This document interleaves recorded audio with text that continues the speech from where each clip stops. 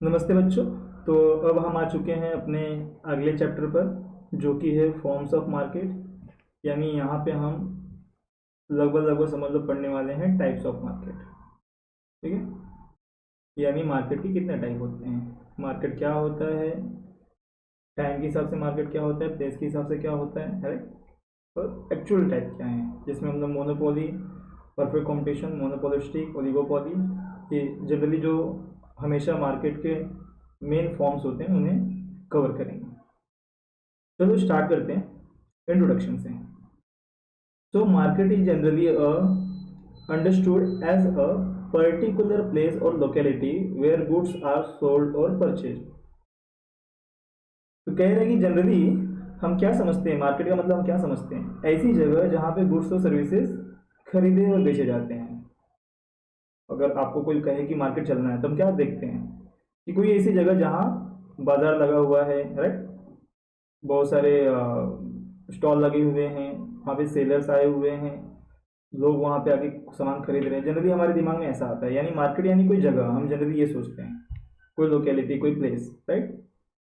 But in economics में market refers to an arrangement through which buyers and sellers come in contact with each other directly और indirectly and exchange of goods and services take place among them. लेकिन अगर economics में बात करें तो market सिर्फ वो वही जगह नहीं है जहाँ पे हम जाकर कोई चीज़ खरीदते हैं। ये कह रहा है कि मार्केट वो सारी जगहें हैं जो ऐसा अरेंजमेंट करती हैं कि बायर और सेलर यानी खरीदने वाला और बेचने वाला दोनों आकर वहाँ पे मिलते हैं, एक दूसरे से कांटेक्ट करते हैं और गुड्स और सर्विसेज एक्सचेंज करते हैं। एक्चुअल मीनिंग अलग है और जो हम समझते हैं वो मीनिंग अलग है। जनरली हम मार्केट, फिर से रिपीट करता हूँ, जनरली हम मार्केट क्या समझते हैं कि कोई ऐसी जगह होगी जहाँ पे हम जाके सामान खरीद सकते हैं या बेच सकते हैं, राइट। लेकिन इकोनॉमिक्स में मार्केट वो सारी जगह है या सारे वो एनवायरनमेंट है, वो एक्चुअल प्लेस है और इनविजिबल प्लेस है, यानी ऐसी भी जगह है जो नहीं दिखती लेकिन हम फिर भी वहाँ पे खरीद और बेच सकते हैं, जहाँ पे बायर और सेलर आके आपस में मिलते हैं, एक दूसरे से कांटेक्ट करते हैं, प्राइस पूछते हैं, गुड्स देखते हैं, समझते हैं और एक्सचेंज करते हैं, यानी खरीदते बेचते हैं। सबसे बेस्ट एग्जांपल यहाँ पे आज के डेट में लेना चाहूँगा अमेजोन, राइट। अमेजोन, फ्लिपकार्ट, ये बहुत कॉमन एग्जांपल है जो आप सभी को आई थिंक पता होगा। अमेजोन, फ्लिपकार्ट सबको पता होगा, राइट। अब हम करते हैं क्या इसके ऊपर, कोई भी सामान खरीदने के लिए अमेजोन और फ्लिपकार्ट पे अगर हम जाते हैं तो एक्चुअली हम किसी जगह पे नहीं जा रहे हैं, हम घर बैठे ही अपने मोबाइल से, लैपटॉप से, कोई भी इलेक्ट्रॉनिक गैजेट जो उस अमेजोन और फ्लिपकार्ट पे एक्सेस कर सकता है, हम उससे ही प्रोडक्ट्स को देखते हैं, समझते हैं, फीचर्स देखते हैं, प्राइस देखते हैं, एनालिसिस करते हैं, इवन कंपेयर भी करते हैं दूसरे ब्रांड के साथ और फिर वहाँ पे खरीद लेते हैं, ऑर्डर प्लेस करते हैं, कुछ दिनों में वो सामान हमारे घर पे आ जाता है। तो एक्चुअली में तो हम कहीं गए ही नहीं, राइट। घर बैठे बैठे ही हमने कोई चीज़ मंगा ली। तो अमेजोन और फ्लिपकार्ट क्या हो गया, वो जगह हो गई, वो एनवायरनमेंट हो गया जहाँ पे कोई बायर, कोई सेलर खरीद और बेच सकते हैं। यही कहने का मतलब बता रहा है कि मार्केट अब कोई एक जगह नहीं रह गई खाली, या कोई लोकेलिटी नहीं रह गई। मार्केट अब वो सारी जगह है, वो सारी चीज़ें हैं जहाँ पे कोई खरीद सकता है, बेच सकता है, जैसे कि अमेजोन, फ्लिपकार्ट, कोई वेबसाइट हो गया, कोई और चीज़ हो गया। शेयर बाजार, शेयर बाजार तो पता ही होगा, शेयर बाजार भी एक मार्केट है जिसमें हम शेयर्स खरीदते हैं, बेचते हैं, यानी अपना पैसा इन्वेस्ट करते हैं, राइट। और उसके लिए हम कहीं नहीं जाते हैं, हम घर बैठे ही सब कुछ करते हैं। एक कुछ वेबसाइट्स होती हैं, कुछ अकाउंट बनाने पड़ते हैं और वहाँ से हम डीलिंग करते हैं, ठीक ना। आइए आप समझ गए हैं। तो मार्केट अब कोई जगह नहीं रह गई है, वो जगह भी हो सकती है और कोई इनडायरेक्ट जगह भी हो सकती है जहाँ पे हमें जाने की ज़रूरत नहीं, ठीक है। चलो, तो आज के बाद अगर कोई पूछे कि मार्केट क्या होता है तो आप कहोगे कि ऐसा अरेंजमेंट, यानी कि ऐसी जगह, आप बोल सकते हो ऐसी जगह जहाँ पे बायर और सेलर आके मिलते हैं, एक दूसरे से कांटेक्ट करते हैं, चाहे वो डायरेक्टली कांटेक्ट करें या इनडायरेक्टली, और गुड्स एंड सर्विसेज एक्सचेंज करते हैं। तो जहाँ पे ये सारी चीज़ें होंगी, हम उस चीज़, उस एनवायरनमेंट को, उस माहौल को, उस सिचुएशन को मार्केट कहेंगे, ठीक है। चलो, बहुत एक्सप्लेनेशन हो गया, आगे चलते हैं। Definition of market. According to Augustine Carnot, economics understand the term market, not any particular place. Yes, जो अर्थशास्त्री हैं, जो इकोनॉमिक्स हैं, महान विद्वान लोग, ये लोग क्या करते हैं, वो लोग क्या समझते हैं, वो लोग मार्केट को कोई एक जगह नहीं समझते, in which these are things are bought and sold, but the whole of any region in which buyers and seller are in such a close contact which one another that the prices of the goods of the same goods tend to equality easily और quickly।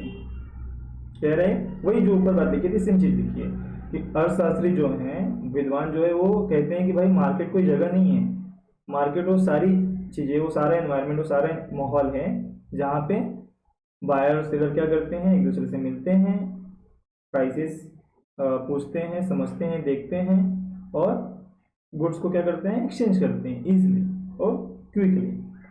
Thus, market is a network of dealing between potential buyer and potential seller। ये word important है। Potential buyer और potential seller का मतलब है, कहने का मतलब है कि जो एक्चुअली खरीद रहा है और एक्चुअली बेच रहा है। पोटेंशियल का मतलब क्या होता है, जैसे कोई बेगर है, बेगर मतलब कोई भिखारी है, तो वो बायर कभी नहीं कहलाएगा, ना वो सेलर कहलाएगा, क्योंकि वो ना खरीद सकता है ना बेच सकता है, राइट। तो पोटेंशियल बायर पोटेंशियल सेलर का मतलब जो सच में खरीदना चाहता है और सच में बेचना चाहता है। तो ऐसे लोग जब जहां मिलते हैं तो भी तो एक्सचेंज होगा ना। एक इंसान बस ऐसे ही गया है, जैसे होता है ना, हम कभी कभी ऐसे मार्केट घूमने चले जाते हैं, तो हम बायर हैं ही नहीं वहां पे, हम बायर हैं ही नहीं वहां पर। बहुत बार ऐसा होता है कि चलो बाजार घूम के आते हैं, बस घूमने जाते हैं, हम ऐसे देखने जाते हैं नज़ारे वहां पे, तो हम वहाँ पे बायर होते ही नहीं। पोटेंशियल का मतलब है कि जो खरीदने एक्चुअली खरीद सकता है, यानी जिसके पास पैसे हैं, जो सामान को चाहता है, राइट। और पोटेंशियल सेलर का मतलब भी सेम, जो बेचना चाहता है उस जगह पर। तो बायर, पोटेंशियल बायर यानी सच में खरीदने वाला और सच में बेचने वाला जब मिलते हैं तो उस जगह को हम मार्केट कह सकते हैं, ठीक है।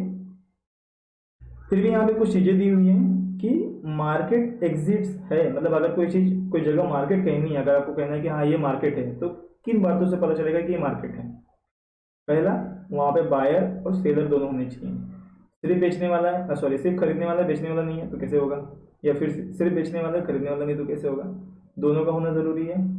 और प्रोडक्ट और services to be bought and sold, खरीदने और बेचने वाले तो हैं, लेकिन क्या खरीदना बेचना है अगर वही ना हो तो, जैसे कि सामान ही नहीं है, सामान का होना भी जरूरी है ना, क्या बेचना है क्या खरीदना है, राइट।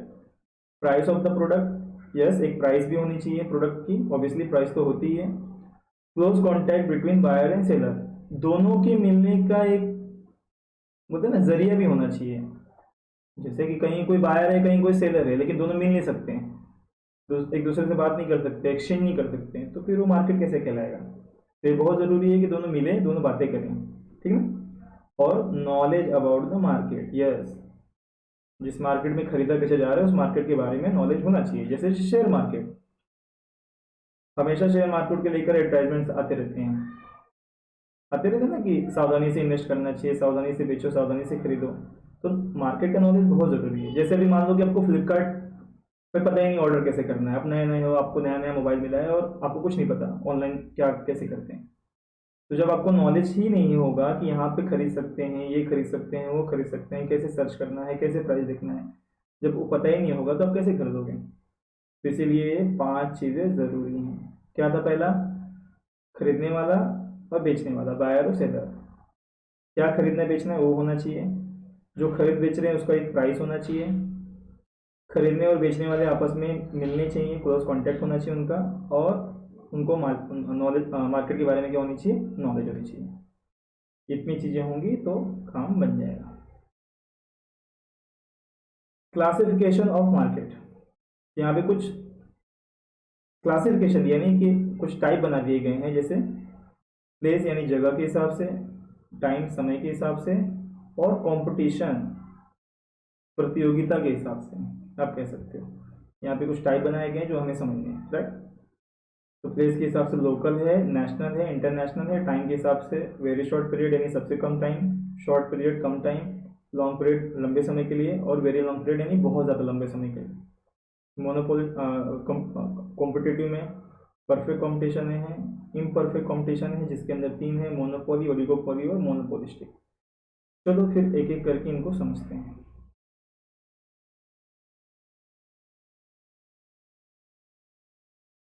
तो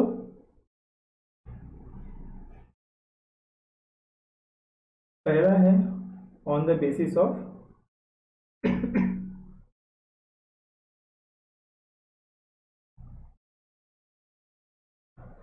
on the basis of place. पहला है लोकल मार्केट। कह रहा है कि जगह के हिसाब से मार्केट कैसे डिफाइन करते हैं हम लोग। तो पहला है local market. Local market is a market in which sellers sell and customer buy a product in a region और area in which it is produced. कह रहे हैं ये बहुत छोटा जगह होता है। लोकल मार्केट यानी बहुत छोटी जगह जहाँ पे प्रोडक्ट बनाया ही जाता है। यानी कि समझ लो कि दिल्ली है, दिल्ली का कोई एरिया पकड़ लो, या दिल्ली भी पकड़ सकते हो आप, कोई ये नहीं है। जैसे दिल्ली है, दिल्ली में ही बनता है और दिल्ली में ही बेचा जाता है, दिल्ली में ही सेलर है और दिल्ली में ही बायर है। वो प्रोडक्ट दिल्ली के बाहर नहीं बेचा जाता, दिल्ली में ही जो भी कुछ होता है सब कुछ दिल्ली में ही हो रहा है। एक पर्टिकुलर रीजन, एक पर्टिकुलर एरिया है देश के अंदर, तो ऐसे मार्केट को लोकल मार्केट कहते हैं। वैसे लोकल मार्केट तो और भी बहुत सारे डिफाइन कर सकते हो, आपके अगल बगल का मार्केट भी लोकल मार्केट कहलाता है, ठीक ना। तो लोकल मार्केट यानी बहुत छोटा एरिया, बहुत छोटा मार्केट जहाँ पे बायर सेलर मिलते हैं और प्रोडक्ट्स खरीदते बेचते हैं। दूसरा national market. National market is the domestic market in which in a given country each national market is govern by the regulations of own country. Yes, national market मतलब ऐसे सामान, ऐसे सर्विसेज जो पूरे देश में बेचे जा रहे हैं, या गुड्स कस्टमर और सेलर, बायर और सेलर जो है पूरे देश में खरीद बेच रहे हैं। तो जब पूरे देश को देखेंगे तो नेशनल मार्केट काउंट होगा। कोई ऐसी चीज जो पूरे देश में बिक रही है, जैसे पार्ले जी बिस्किट है ना, पार्ले जी बचपन से हम खा रहे हैं, यूज कर रहे हैं, खा रहे हैं, और अब तक चला आ रहा है और आगे भी चलता रहेगा। पूरे देश में बिकता है, 2 रुपये वाली, 5 रुपये वाली, 10 रुपये वाली, जो भी फैमिली पैक वगैरह, राइट। तो ये हो गया नेशनल मार्केट। थर्ड है international market. International market is a worldwide market in which buyers and sellers trade in goods and services across the national borders। यानी देश की सीमा के बाहर पूरी दुनिया में जब खरीदा बेचा जाता है तो उसे कहते हैं इंटरनेशनल मार्केट। बहुत सिंपल है, वापस रिपीट करते हैं। लोकल मार्केट यानी क्या, देश के अंदर कोई छोटा सा एरिया जहाँ पे वहीं पे प्रोडक्ट बनाया जा रहा है, वहीं पे बेचा खरीदा जा रहा है। नेशनल मार्केट यानी जो प्रोडक्ट बनाया जा रहा है उसे पूरे देश में बेचा खरीदा जा रहा है, जैसे मैंने बताया पार्ले जी। और इंटरनेशनल मार्केट यानी देश में बनाया जा रहा है और विदेशों में, पूरी दुनिया में बेचा खरीदा जा रहा है, उसे बोलते हैं इंटरनेशनल मार्केट, ठीक है। चलो, अंतरराष्ट्रीय बाजार। अगला है on the basis of time. तो देखो यहाँ पे टाइम के हिसाब से, यानी कुछ लेन देन ऐसे होते हैं जो बहुत शॉर्ट टाइम के लिए होते हैं, कुछ लेन देन जो होते हैं बहुत लंबे समय के लिए होते हैं। तो टाइम के हिसाब से डिफाइन किया गया है। वेरी शॉर्ट पीरियड का मतलब है कुछ दिन या कुछ हफ्ते। ऐसा मार्केट जो कुछ दिन और कुछ हफ्तों के लिए होता है वो वेरी शॉर्ट पीरियड का टाइप में आता है। शॉर्ट पीरियड जनरली लगभग लगभग 1 साल या उससे कम का ही होता है, लेकिन हफ्तों से ज़्यादा होता है, यानी महीने, 6 महीने, 8 महीने तक का हो सकता है मार्केट, ठीक है। लॉन्ग पीरियड यानी 1 साल से ज़्यादा और 5 साल तक का लंबा समय हो सकता है मार्केट का। ऐसा मार्केट जिसका, ठीक है ना, it is for a few years, generally up to 5 years, 1 साल से लेके 5 साल तक का हो सकता है ये मार्केट। और वेरी लॉन्ग पीरियड मार्केट कैसा होता है, long period is a production time that is so long that all inputs are variable, it is more than 5 year, और ये लगभग लगभग 5 साल से ज़्यादा, और फिर पता नहीं कब तक होगा, चलता रहेगा। तो ये टाइम के हिसाब से था। इसमें कुछ भी खरीदा बेचा जा सकता है, कोई कुछ भी बेच सकता है, कोई कुछ भी खरीद सकता है, इससे कोई लेना नहीं कि कौन सा सामान बिकता है कौन सा नहीं। ये यहाँ बस टाइम से रिलेटेड है। कुछ दिनों और कुछ हफ्तों का अगर मार्केट है तो उसे हम वेरी शॉर्ट कहेंगे। 1 साल तक का मार्केट है तो उसे हम शॉर्ट कहेंगे। 1 साल से ज़्यादा 5 साल तक का मार्केट है तो उसे लॉन्ग पीरियड मार्केट कहेंगे। और 5 साल से भी ज़्यादा टाइम का मार्केट है तो वेरी लॉन्ग कहेंगे। बस इतना ध्यान रखना है, इससे ज़्यादा नहीं।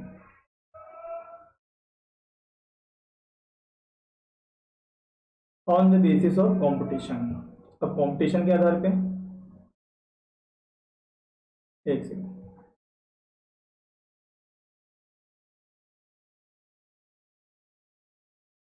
जरा होल्ड करना। किधर गया?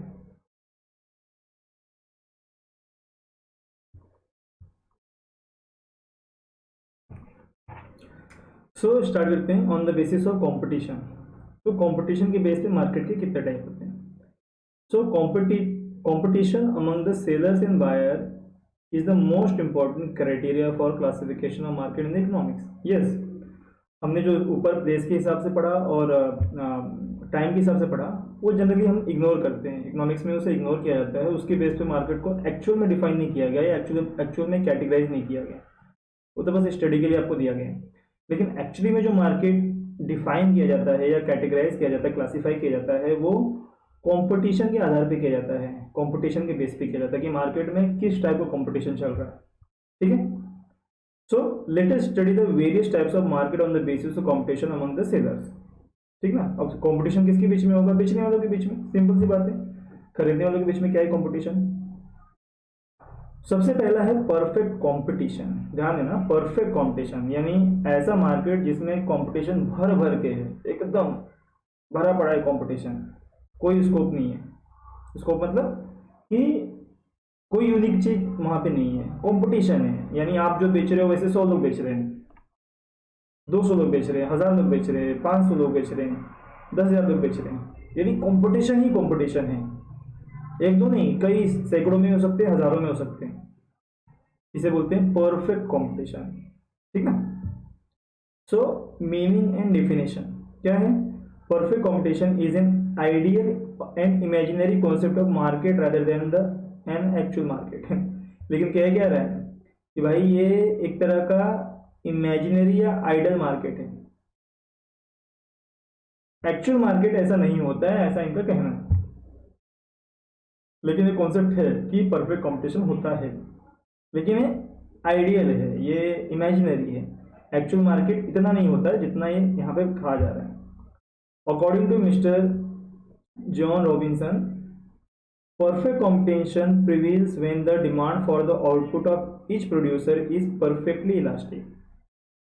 मतलब कि बहुत सारे लोग खरीदने वाले हैं, किसी का भी डिमांड बढ़ सकता है, किसी का भी डिमांड कम हो सकता है, किसी का सप्लाई बढ़ सकता है, किसी का सप्लाई कम हो सकता है।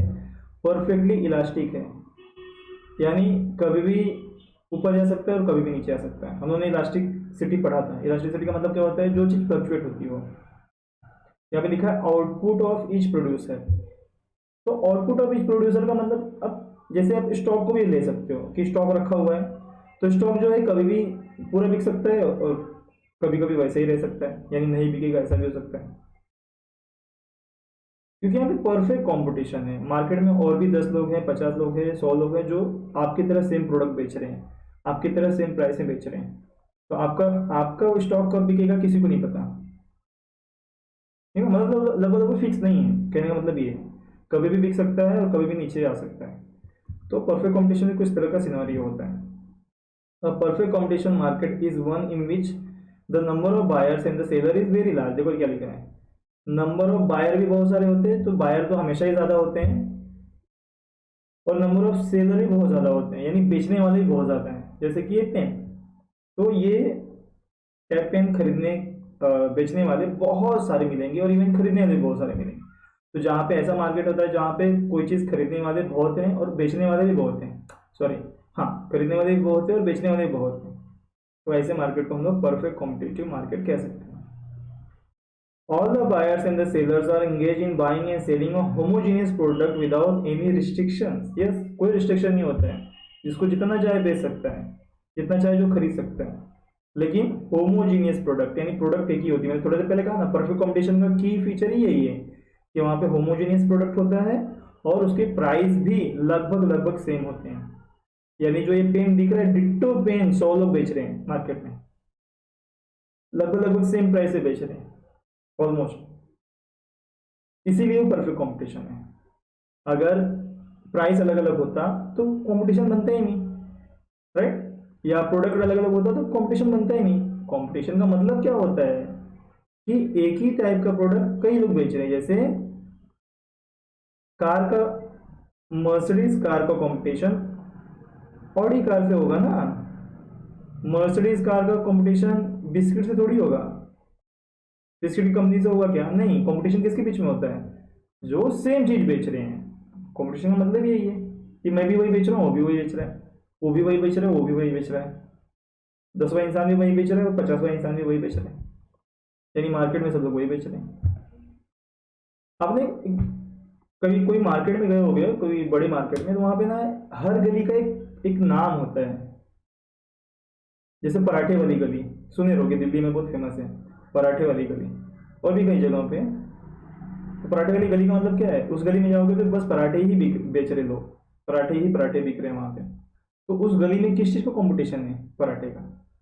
चलो ठीक है, कपड़े के इस पे आ जाते हैं। आप कभी देखे रहोगे जब किसी गली में जाते हैं तो कपड़े वाली गली होती है, उसमें सिर्फ कपड़े बेचते हैं लोग, सिर्फ कपड़े कपड़े कपड़े कपड़े कपड़े बेच रहे हैं। तो ये सब परफेक्ट कंपटीशन में आता है, यानी एक ही जगह पे एक ही तरह के प्रोडक्ट बेचने वाले लोग और अनगिनत मात्रा में। तो ये सब परफेक्ट कंपटीशन के एक तरह से फीचर्स हैं। Moreover both buyers and sellers possess perfect knowledge of the market condition. और परफेक्ट कंपटीशन ऐसा मार्केट है जिसके अंदर बायर को भी और सेलर को भी, दोनों को ही मार्केट के बारे में पूरी जानकारी होती है। ठीक है, following are the features of perfect competition. तो परफेक्ट कंपटीशन को और अच्छे से समझने के लिए यहाँ पे कुछ फीचर्स दिए गए हैं जिन्हें हम लगभग शॉर्टकट में समझने की कोशिश करेंगे। Large number of sellers and buyers, जो हमने थोड़ी देर पहले देखा कि ये ऐसा मार्केट है जिसके अंदर बहुत सारे बायर और बहुत सारे सेलर होते हैं, यानी बहुत सारी दुकानें होंगी और खरीदने वाले तो बहुत सारे होते ही हैं उस गली में, right. Under the perfect competition, there are large number of buyers and sellers as mentioned earlier. Each seller form a negotiable part in the total market. Hence, none of them is a position to influence the price and supply in the market. The sellers are price taker under perfect competition. देखो क्या लिखा है, sellers are price takers, यानी seller जो होता है वो खुद प्राइस डिसाइड नहीं करता है प्रोडक्ट का, वो मार्केट के हिसाब से डिसाइड करता है कि मेरे प्रोडक्ट का दाम क्या होना चाहिए, क्योंकि कंपटीशन बहुत ज़्यादा है। अगर सामने वाला कोई चीज़ 10 रुपये में बेच रहा है तो वही चीज़, कंपटीशन मतलब क्या कि मैं भी वही चीज़ बेच रहा हूँ, तो वही चीज़ मैं 10 रुपये से ज़्यादा में नहीं बेच सकता। क्यों? क्योंकि मेरे यहाँ से फिर कोई खरीदेगा ही नहीं। सिंपल है ना, 10 दुकान है, एक ही चीज़ 10 रुपये अलग अलग दाम पे मिल रही है, तो आप किस पे जाओगे? जहाँ पे सबसे सस्ता होगा। इसीलिए सब लोग क्या करते हैं, लगभग सेम प्राइस रखते हैं। सेम प्राइस रखने का कारण क्या है कि अगर किसी ने महंगा किया गलती से तो उसका नहीं बिकेगा, कहने का मीनिंग नहीं है। तो यहाँ पे प्राइस टेकर होते हैं, यानी अपने मन से प्राइस नहीं रख सकते प्रोडक्ट का, वो बाजार के हिसाब से देख कर रखते हैं, इसलिए उनको प्राइस टेकर कहा जाता है। ठीक है, the number of buyer is also large, वो तो हमने पहले देखा, large number of buyers and seller. The share of each buyer is so negotiable that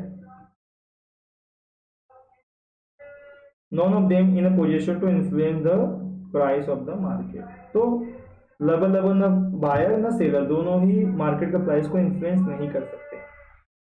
seller जो होता है वो प्राइस टेकर होता है। क्यों? क्योंकि उसको मार्केट के हिसाब से प्राइस रखना होता है। मैं सेलर हूँ, मैं प्रोडक्ट बेच रहा हूँ, तो मुझे देखना पड़ेगा मार्केट में क्या भाव चल रहा है, क्या दाम चल रहा है, क्या प्राइस चल रहा है, उसके हिसाब से मैं अपने प्रोडक्ट का प्राइस रखूंगा। हाँ, ये बात सही है कि मैं अपने कॉस्ट, यानी जितना मैंने खर्चा किया है उससे मैं कम में तो नहीं बेचूंगा, ये तो सच है, लेकिन प्राइस मार्केट के प्राइस से ज़्यादा नहीं होगा, वरना मेरे यहाँ से कोई खरीदेगा नहीं। तो पहला फीचर था large number of buyers and sellers. दूसरा है homogeneous product. An important feature of perfect competition market is that the product sold is homogeneous और identical in respect of size, design, color, taste, etc. All the products are perfect competition to each other. Perfect substitute to each other. Homogeneous product यानी एक जैसा product,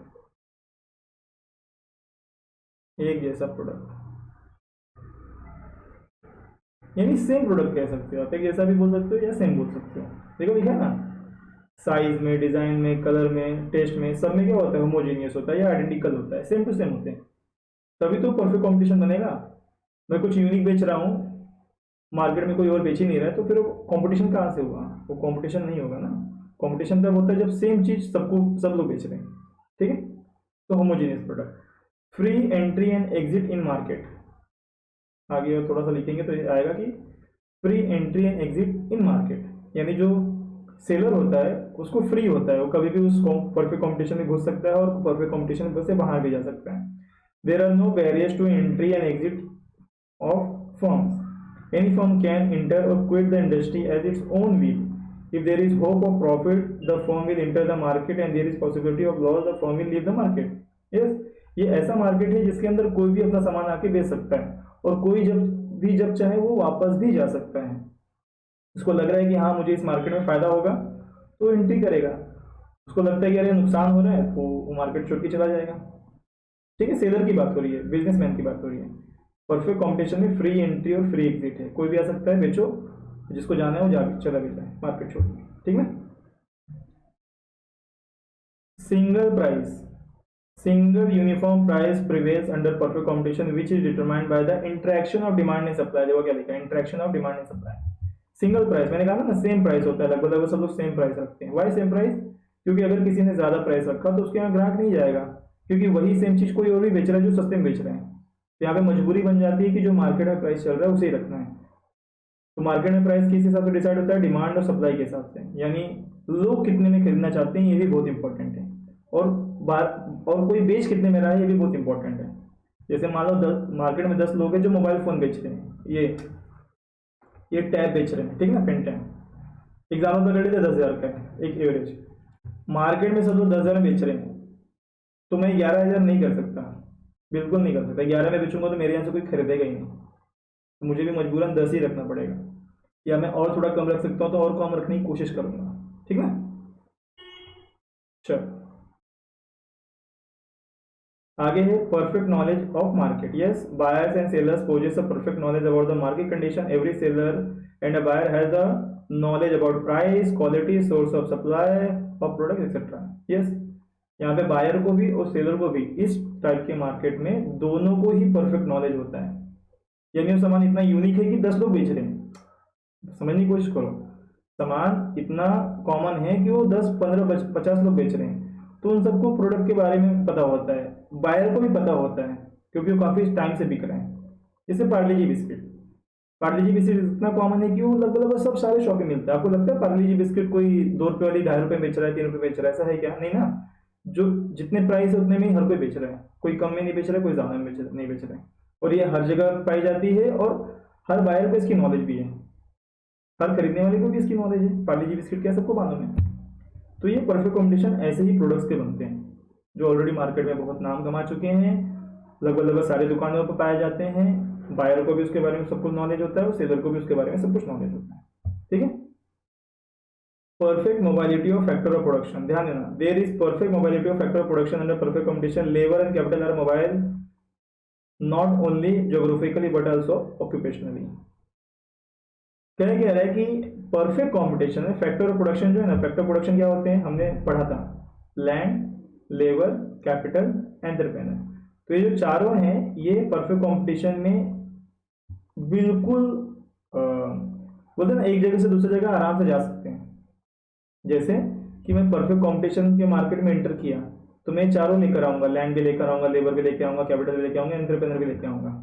और जब वो market छोड़ रहा है, दूसरी जगह पे जा रहा है, दूसरे मार्केट में, तो लैंड और लेबर, कैपिटल, एंटरप्रेन्योर वहां पे भी लेके चला जाएगा। ठीक है, मोबाइलिटी का मतलब होता है इजिली आ सकते हैं और इजिली जा सकते हैं एक जगह से दूसरी जगह, मोबाइलिटी।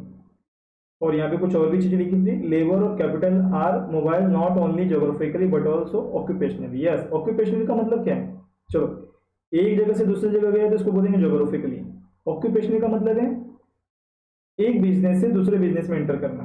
परफेक्ट कॉम्पिटिशन में भी होता है। अगर आज मैंने कपड़े का व्यापार कर रहा हूँ, मैं कपड़े का बिजनेस, मुझे लगता है कपड़े में धंधा नहीं अच्छा चल रहा है, खाने पीने के बिजनेस में धंधा अच्छा है, तो मैं वही पैसा, वही फर्नीचर, वही दुकान, वही चीज़ें किस में लगा सकता हूँ, खाने पीने के बिजनेस में, फूड इंडस्ट्री में डाल सकता हूँ। कल को फूड इंडस्ट्री में नहीं चलेगा तो मैं मोबाइल शॉप के इसमें डाल दूंगा। तो परफेक्ट कंपटीशन में factor of production freely movable होते हैं, एक जगह से दूसरी जगह आराम से उन्हें यूज किया जा सकता है।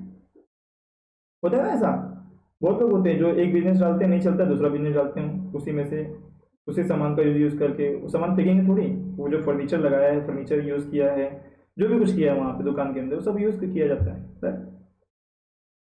Absence of transport cost in perfect competition, price is uniform because we assume that transport cost does not exist.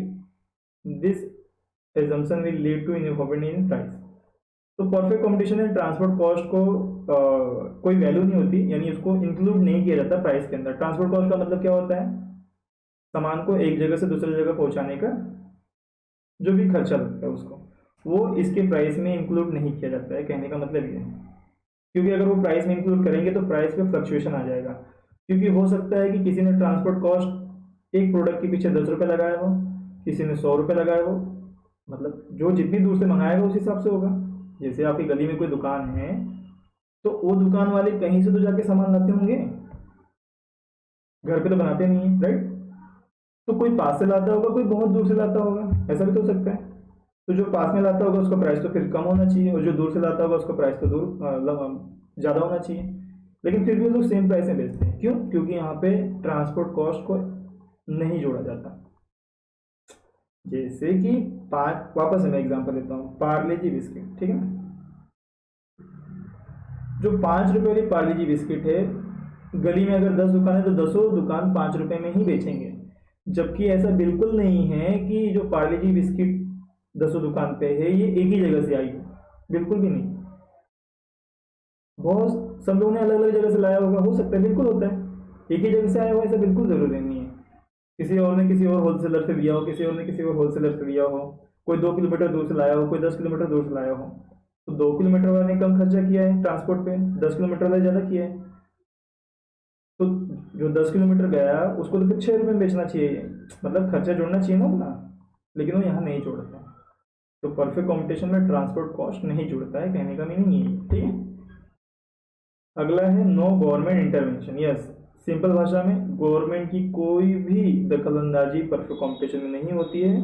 Government बस नज़र रखती है कि भाई आप कुछ इलीगल काम तो नहीं कर रहे हो, ठीक है, बिजनेस के आड़ में टैक्स भर रहे हो कि नहीं, टाइम पे भर रहे हो, और गवर्नमेंट के नियम फॉलो कर रहे हो कि नहीं कर रहे हो, बस इतना सही है। जैसे लाइसेंस वगैरह बाकी सारी चीज़ें।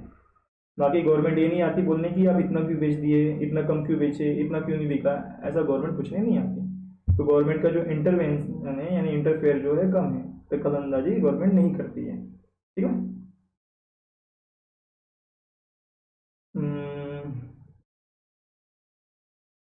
अगला है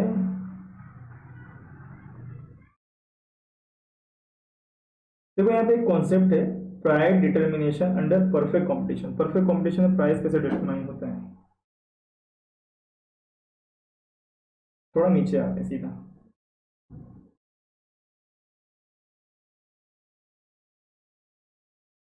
चलो पहले थोड़ा थ्योरी पढ़ ही लेते हैं। So the interaction of demand and supply determine price of commodity in perfect competition. देखो ध्यान देना, किसी भी मार्केट में किसी भी प्रोडक्ट का प्राइस डिसाइड करने का सबसे पहला फंडा होता है डिमांड और सप्लाई, यानी कितनी डिमांड आ रही है और कितना अवेलेबल है सप्लाई करने के लिए, या सप्लायर कितना सप्लाई करना चाहता है। ये दोनों का कॉम्बिनेशन जहाँ मिलता है ना, वहीं पे प्राइस डिसाइड होता है, ठीक है। This is known as equilibrium price. यहाँ पे इक्विलिब्रियम प्राइस भी इसको कह सकते हैं। क्या कह सकते हैं? इक्विलिब्रियम प्राइस, यानी कि डिमांड वाला प्राइस और सप्लाई वाला प्राइस दोनों जहां आके मिलेंगे उसे कहेंगे इक्विलिब्रियम प्राइस।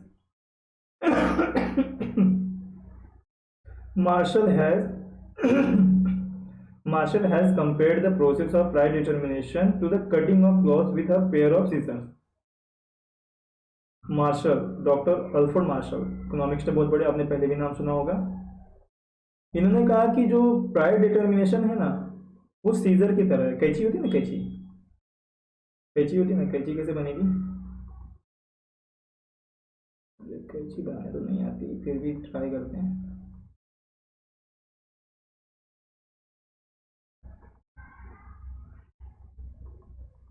कोई कैंची होती है ना, कैंची, राइट? कह रहे हैं कि भाई कैंची की तरह है। कैंची के दोनों धारों को यूज करके ही हम किसी कपड़े को कट कर सकते हैं। ये कपड़ा है, जब कट करते तो क्या होता है, दोनों धार यूज होता है ना, ऊपर का भी धार यूज होता है, नीचे का भी धार यूज होता है। जब ऐसे काटते हैं तो दोनों से ही कट होता है। तो दोनों क्या है, एक है डिमांड और एक है सप्लाई। ऐसा उनका कहने का मतलब है कि डिमांड और सप्लाई ही दोनों का ही इस्तेमाल करके हम प्राइस को डिसाइड करते हैं। तो कैंची का एक धार सप्लाई है, कैंची का एक धार डिमांड है, दोनों का यूज करके कपड़ा कट कर सकते हैं। उसी तरह डिमांड और सप्लाई को इस्तेमाल करके ही प्राइस डिसाइड किया जा सकता है। Just as both the blades of scissors are required to cut the cloth, जैसे कि दोनों ब्लेड यूज हो रहे हैं कपड़ा काटने के लिए। Both the forces of demand and supply, both the forces, demand force और supply force, are essential for the determination of equilibrium price in the market. Market में वो प्राइस डिसाइड करने के लिए बहुत इंपॉर्टेंट है। कैसे? ध्यान देना, बहुत अच्छा, हमने ये दोनों पढ़ लिया है, उसी के हिसाब से यहाँ पे बनाया हुआ है। Table number 5.1, demand and supply schedule. यह देखो, प्राइस पर KG of apples in rupees दिया है, 100 रुपये, 200 रुपये, 300 रुपये वगैरह वगैरह। इसी प्राइस के ऊपर यहाँ पे डिमांड क्रिएट किया गया है इन केजी में, इतने किलो में, और यहाँ पे सप्लाई क्रिएट किया गया है इतने किलो में, और दोनों के बीच का रिलेशनशिप क्या बनेगा वो दिखाया गया है। सॉरी। तो जब 100 रुपीज प्राइस है, तो जो डिमांड आ रहा है मार्केट से कंज्यूमर जो डिमांड कर रहे हैं वो 5000 केजी कर रहे हैं, लेकिन जो सप्लाई करना चाहते हैं वो बस 1000 केजी सप्लाई करना चाहते हैं। ध्यान रखो लॉ को। सबसे पहले आ जाओ लॉ ऑफ डिमांड पे। लॉ ऑफ डिमांड क्या था कि प्राइस बढ़ता है तो डिमांड कम होता है, और प्राइस अगर कम होता है तो डिमांड ज़्यादा होता है। यहाँ पे देखो, प्राइस सबसे कम है 100 रुपये, तो डिमांड सबसे ज़्यादा है 5000। लेकिन लॉ ऑफ सप्लाई में क्या था कि अगर प्राइस बढ़ेगा तो सप्लाई बढ़ता है, और अगर प्राइस कम हुआ तो सप्लाई कम हो जाता है। जो सप्लायर है वो कम प्राइस पे कम सप्लाई करते हैं, और ज़्यादा प्राइस पे ज़्यादा सप्लाई करते हैं। ठीक ना, ध्यान रखना है चीज़ को। तो जब 100 रुपये प्राइस था तो कंज्यूमर ने 5000 डिमांड किया किलो, लेकिन सप्लायर जो है सिर्फ 1000 ही सप्लाई करने के लिए रेडी है, 1000 केजी। जब प्राइस थोड़ा बढ़ गया, 200 हो गया 100 से, तो डिमांड ऑब्वियसली कम होगा। लॉ ऑफ डिमांड क्या करता है, प्राइस बढ़ने पे डिमांड कम हो जाएगा। डिमांड कम हो गया, 4 पे आ गया। लॉ ऑफ सप्लाई क्या कहता है, जैसे जैसे प्राइस बढ़ेगा सप्लाई बढ़ता जाएगा, तो सप्लाई बढ़कर कितना हो गया, 2000 हो गया। जैसे ही प्राइस 300 होता है 200 से, डिमांड और कम हो जाता है, 3000 केजी पे आता है, सप्लाई थोड़ा और बढ़ जाता है, ये भी 3000 केजी पे आ जाता है। और जैसे ही प्राइस 400 होता है, डिमांड और कम हो गया, सप्लाई बढ़ गया, 500 पे डिमांड सबसे कम हो गया और सप्लाई सबसे ज़्यादा हो गया। अब प्राइस कैसे डिसाइड होगा, तो यहाँ पे कह रहे हैं कि जहाँ पे डिमांड और सप्लाई जाके मिलते हैं, तो आप देखोगे तो demand is equal to supply यहाँ पे बन रहा है, यानी 300 रुपये पे दोनों की सहमति बराबर दिख रही है। 300 रुपये पे डिमांड भी 3000 है और सप्लाई भी 3000 केजी करना चाहता है। तो जहाँ पे दोनों पॉइंट आके मिक्स होंगे वही हमारा इक्विलिब्रियम प्राइस होता है। क्या होता है, इक्विलिब्रियम प्राइस। तो ये हमारा हो गया इक्विलिब्रियम प्राइस, जहाँ पे दोनों ही रेडी हैं, सप्लायर भी रेडी है सप्लाई करने के लिए और बायर भी रेडी है खरीदने के लिए, यानी कंज्यूमर भी रेडी है कि हाँ मुझे इतना चाहिए इस प्राइस पे। तो दोनों जहाँ पे जाके क्रॉस करेंगे वही इक्विलिब्रियम प्राइस होता है। और इसी तरह से मार्केट में प्राइस डिसाइड भी किया जा सकता है, किया जाता है, राइट। उसके पहले वाले देख लेते हैं। डिमांड ज़्यादा था सप्लाई कम था, तो डिमांड देखो ज़्यादा था सप्लाई कम था। यहाँ पे भी डिमांड ज़्यादा था सप्लाई कम था, यहाँ पे डिमांड कम हो गया सप्लाई ज़्यादा हो गया, यहाँ पे डिमांड कम हो गया सप्लाई ज़्यादा हो गया। ठीक है, ठीक है। इसी चीज़ को नीचे एक्सप्लेन किया है, मैं वो सब पढ़ूंगा नहीं, आप खुद देख लेना। हम ग्राफ पे आते हैं थोड़ा। यहाँ पे देखो ग्राफ है, ग्राफ में वाई एक्सिस पे प्राइस है, जनरली हमेशा यही होता है, और एक्स एक्सिस पे डिमांड और सप्लाई दोनों दिया गया है। 100 रुपये प्राइस थे, यानी ये 100 रुपये जब प्राइस था तो सप्लाई सबसे कम था 1000, तो डिमांड सबसे ज़्यादा था 5000, है ना। 200 हुआ यानी प्राइस ऊपर गया तो जो सप्लाई है वो 1000 से 2000 हो गया, यानी यहाँ हो गया। तो जो डिमांड है वो कम हो गया, 5000 से 4000 का आ गया। और जैसे ही प्राइस 3 हुआ तो सप्लाई और डिमांड आकर यहाँ पे क्रॉस करके दोनों का ही 3000 हो गया। और जैसे ही 400 हुआ तो डिमांड और कम हो गया, कुछ यहाँ पे आ गया, राइट, आ गया यहाँ पे आ गया, तो बाकी 1000 पे यहाँ आ गया। और सप्लाई देखो और आगे बढ़ गया, यहाँ पे आ गया 4000 फिर 5000। तो दोनों पॉइंट जहाँ जाके मिलते हैं, ये जहाँ मिल रहे हैं डिमांड और सप्लाई, वही हमारा होता है demand is equal to supply. और यहीं पे हमारा बनता है इक्विलिब्रियम प्राइस, यानी प्रोडक्ट के प्राइस लगभग यहाँ डिसाइड होते हैं कितने प्राइस पे मार्केट में बेचे जाते हैं। ठीक है ना। हम लोग क्या पढ़ रहे थे point, price determination under perfect competition. Perfect competition price कैसे डिसाइड होता है, तो परफेक्ट कॉम्पिटिशन में ऐसे डिसाइड होते हैं। और भूलना नहीं है कि डिसाइड करने का मेन फैक्टर क्या है, डिमांड और सप्लाई। जहाँ डिमांड और सप्लाई एक दूसरे को क्रॉस करेंगे वहीं जाकर प्राइस डिसाइड हो जाता है। जैसे यहाँ पे 300, ठीक है। तो ये एज्यूम्ड नंबर्स हैं, आप अपने हिसाब से नंबर्स लिख सकते हो, यानी कि आप अपने हिसाब से प्राइस रख सकते हैं। यहाँ पे 50 रख सकते हो, 100 रख सकते हो, 150 रख सकते हो। लेकिन ध्यान रखना सीक्वेंस कुछ ऐसा ही होना चाहिए, जैसे कि यहाँ पे प्राइस बढ़ने पे डिमांड कम हो रहा है तो डिमांड कम ही होना चाहिए, प्राइस बढ़ने पे सप्लाई ज़्यादा हो रहा है तो सप्लाई ज़्यादा होना चाहिए। ये लॉ याद रखना, लॉ को डिस्टर्ब नहीं करना है, बस आंकड़े भले ही आप कुछ भी रखो, ठीक है।